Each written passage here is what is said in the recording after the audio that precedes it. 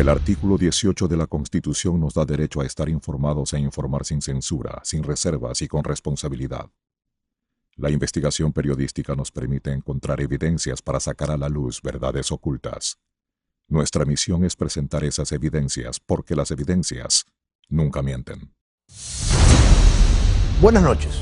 Hoy en artículo 18 completaremos la investigación sobre Odebrecht. Tendremos como invitado al periodista investigador Cristian Zurita.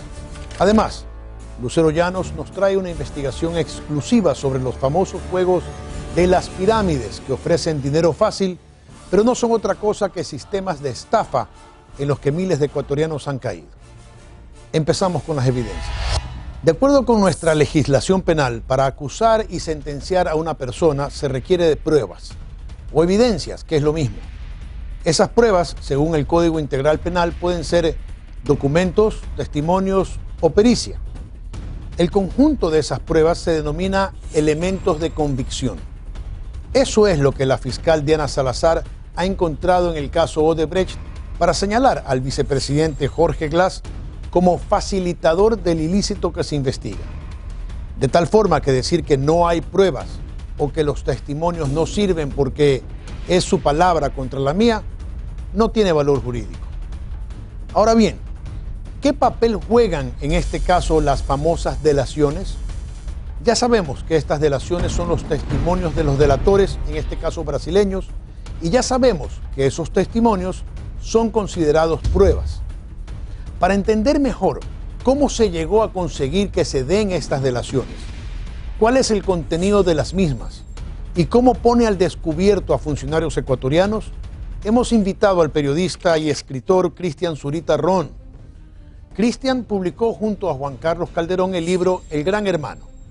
Ha trabajado en la revista Vistazo, en Teleamazonas, Diario Expreso y El Universo. Actualmente es director del medio digital Mil Hojas. Cristian, bienvenido y buenas noches. Rafael, muy buenas noches. La justicia brasilera ha tratado no menos de 300 juicios penales por el caso Lava Jato, y en esto se ha encausado penalmente a más de 500 funcionarios y ex ejecutivos de decenas de empresas como Odebrecht, Andrade Gutiérrez, Camargo Correa, OAS, entre otras. En todos los casos judiciales, la figura del delator fue fundamental. Sus testimonios permitieron investigaciones eficientes y sentencias en periodos procesales mucho más cortos. La figura del delator abrió la puerta a la verdad, a conocer de las irregularidades cometidas en todos los países de Latinoamérica, y Ecuador no es de excepción. Llegará el momento en que se conozca todo sobre el caso Lava Jato y su influencia en el país. Entonces contaremos con no menos de 20 delatores. Hasta el momento, 7 han dado a conocer los hechos de corrupción y se han develado 28 millones en sobornos. El 21 de diciembre de 2016, Ecuador conoció el documento del Departamento de Justicia de los Estados Unidos, que aseguraba que la constructora más grande de América, la brasilera Norberto Odebrecht, había pagado sobornos por 33.5 millones de dólares a funcionarios ecuatorianos, con el objetivo de conseguir obras en nuestro país. El mismo documento repetía esa historia para el resto de países de la región: Brasil, Argentina, México, Panamá, Colombia, Perú, Venezuela, República Dominicana, Guatemala y otros de destinos tan lejanos como Angola o Mozambique. Era la ampliación del caso Lava Jato a niveles impensables. Un sistema de corrupción que rebasó las fronteras, a los sistemas de control de cada país y que sobornó a miles de funcionarios en cada uno de los gobiernos latinoamericanos de los últimos 17 años. La semilla de la corrupción arrancó en esta empresa, Petrobras, la gran petrolera de economía mixta de Brasil, que se encargaba de contratar obras a empresas como Odebrecht, OAS, Queiroz Galvao, Andrade Gutiérrez, Techint, Camargo Correa, entre otras. Todas ellas se juntaron en una mesa ejecutiva y aprendieron a repartirse los proyectos que les encargaba Petrobras. Con el tiempo, replicaron ese accionar en cada país. La indignación despertó en todo el continente y en cada país la sociedad empezó a pedir la lista de los sobornados. Pero la lista no existía. Su construcción dependió de cientos de acuerdos judiciales que los fiscales brasileros firmaron con 120 ejecutivos de todas las empresas de la mesa ejecutiva. Ellos confesaron todas las ilegalidades que cometieron a cambio de la rebaja de sus penas. Para enero de 2017, en Brasil, más de 80 ejecutivos habían sido sentenciados en procesos judiciales que usaron la figura de las delaciones premiadas. La fuerza de cada declaración permitió resolver con eficiencia y rapidez los casos. Las delaciones tienen condiciones especiales para la justicia brasilera. Primero, deben ser reservadas por un tiempo no menor a 6 meses con el objeto de probar documentadamente cada una de las versiones. Si acaso los implicados deben extender nuevas versiones, sus nuevas confesiones deben reservarse por otro periodo de 6 meses. Si mienten, las consecuencias contra ellos son por demás complicadas. De los 7 delatores que se han referido a Ecuador hasta ahora, de 5 ya conocemos lo que han dicho. Y faltan 2. Cristian, si me ayudas con los nombres y a identificarlos. El primero se trata de José de Oliveira, que ha dado información sobre el tema OAS en el proyecto BABA. El segundo es Alexandrino Alencar, que fue el primero en referirse al soborno de $1 millón para Alexei Mosquera. El tercero es Rodolfo Gandolfo, que fue superintendente de Odebrecht en Ecuador y que se ha referido también al tema Toachi Pilatón. Fernando Besa, que es un funcionario de Odebrecht de hace muchos años, también se ha referido a cómo se pagó y cómo se estructuró el pago a Alexei Mosquera. Y por último tenemos a José Santos, que luego de llegar a un acuerdo con la justicia brasilera, grabó a Ricardo Rivera e hizo grabaciones incluso del vicepresidente de la República.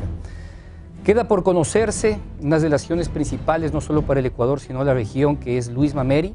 Fue superintendente de Odebrecht en Ecuador y él dirigió la Oficina de Operaciones Estructuradas para toda Latinoamérica. Y también las delaciones de Fernando Reis, que estuvo al frente del Ecuador en el periodo de 2000 a 2007. Estos son 7 de los delatores que ya han hablado sobre Ecuador. Falta mucho más. Sigamos viendo el reportaje. Hasta fines de marzo de 2017 nada se supo de los sobornos y actos irregulares de las empresas brasileras.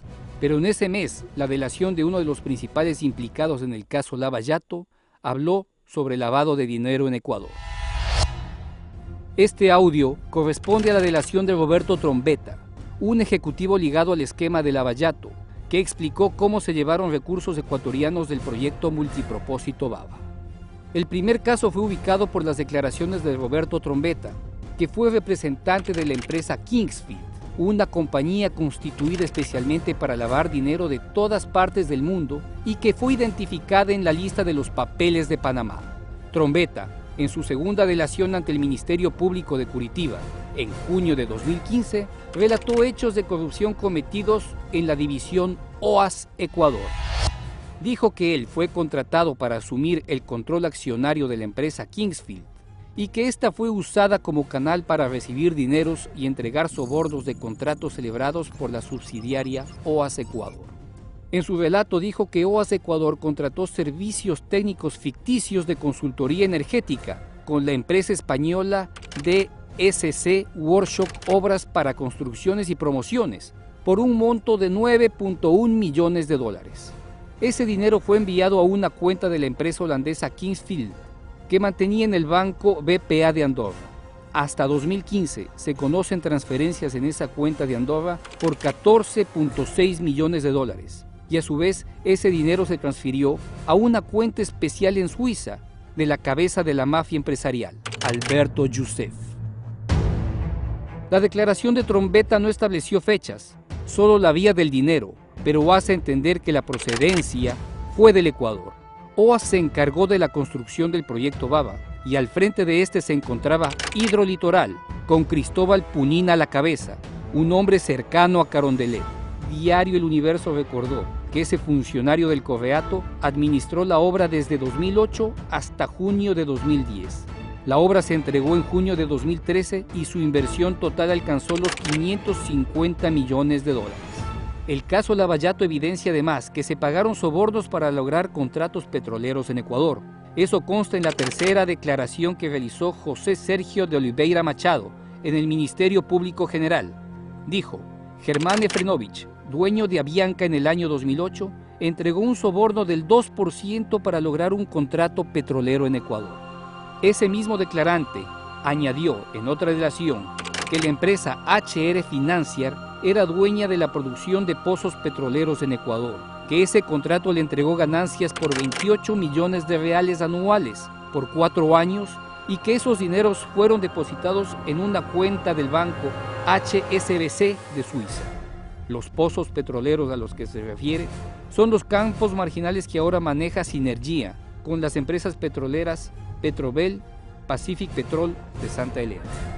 Luego de las elecciones presidenciales, en el mes de abril, se conoció la delación premiada de Alexandrino Alencar, un ejecutivo de Odebrecht que aseguró el pago de $1 millón a un ministro de electricidad ecuatoriano por el proyecto Toachi Pilatón.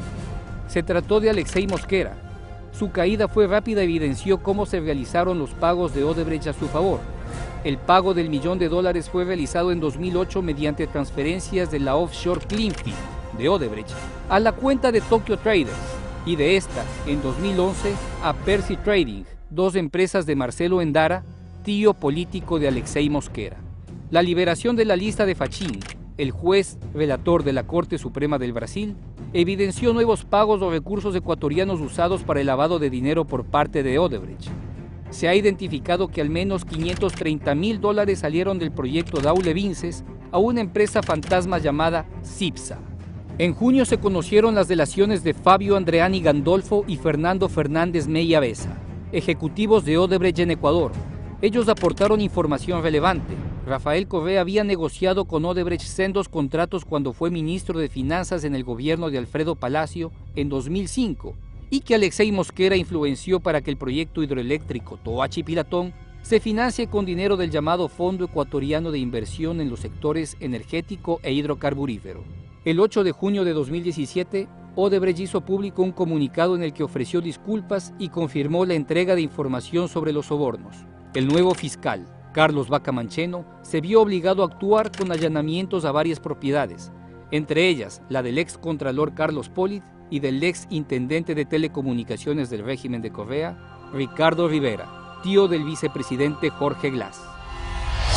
Las acciones se reforzaron con la delación de José Santos Filo, el ex superintendente de Odebrecht en Ecuador, que presentó audios y videos que denotaban la relación corrupta que el tío de Glass mantuvo con la empresa.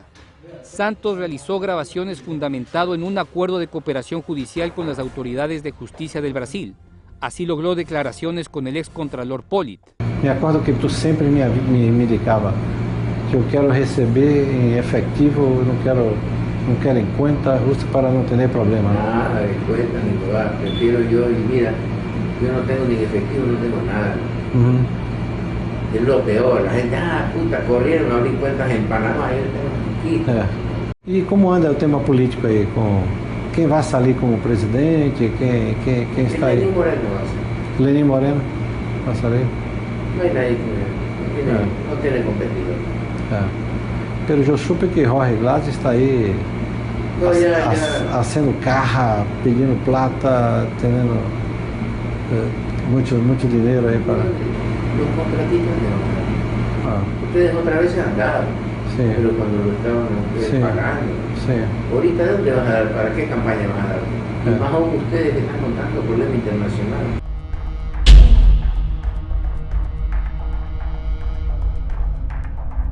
No.